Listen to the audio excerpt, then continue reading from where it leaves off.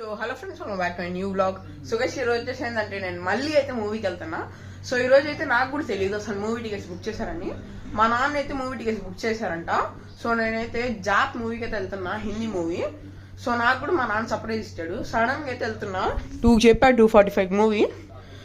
3 minutes movie start అయింది, కానీ నేను ఇంట్లోనే ఉన్నా.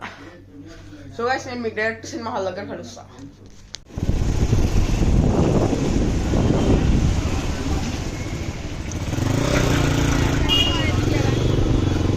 సో గైస్ చూడండి, ఇక్కడికైతే వచ్చా. సో గైస్, ఇప్పుడే తెలిసింది ఏంటంటే మా నాన్న ఇంకా టికెట్స్ బుక్ చేయలేదంట, ఇక్కడ తీసుకోవాలంట. मैं जल्दी उतर को टिकट आ लेता हूँ.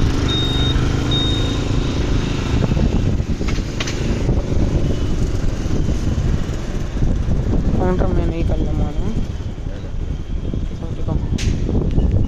సో గైస్, ఇప్పుడైతే నేను ఇంటికి వచ్చా. సో గైస్, అక్కడైతే జాత్ మూవీకి అయితే ఎవ్వరు బుక్ చేయలేదు గైస్ టికెట్స్. మేము ఒక్కళ్ళే అంట బుక్ చేసిన టికెట్స్.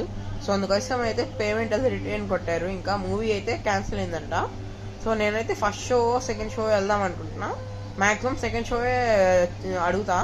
సో నేను మీకు డైరెక్ట్ సాయంత్రం కలుస్తా. సో గైస్, మళ్ళీ నేనైతే సాయంత్రం బుకింగ్ చేయడానికి అయితే పేటిఎం తీసా. చూడండి, ఆ 2 టికెట్స్ కూడా మేమే బుక్ చేసింది, ఇంకెవ్వరు బుక్ చేయలేదు. మేమిద్దరమే బుక్ చేసింది. ఇంకా మీ డైరెక్ట్ సినిమా హాల్ దగ్గర చూడండి వెళ్ళి. సో గైస్, ఇక్కడైతే మళ్ళీ సెకండ్ షో మూవీ అయితే బుక్ చేసా. అది కూడా లేదంట, ఒక్క మూవీ హాలే ఆడుతుందంట. అది కూడా కళ్యాణ రామంది మూవీ. సో గైస్, ఇప్పుడైతే పైకి వెళ్తున్నాం. అసలు మరీ దారుణం, మధ్యాహ్నం లేదు, ఇప్పుడు లేదు.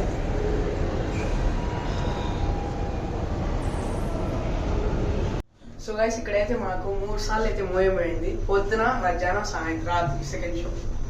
అసలు మూవీ ఆడట్లేదంట. మేమిద్దరమే అసలు బుక్ చేసి టికెట్స్, ఇంకెవరు బుక్ చేయలేదు.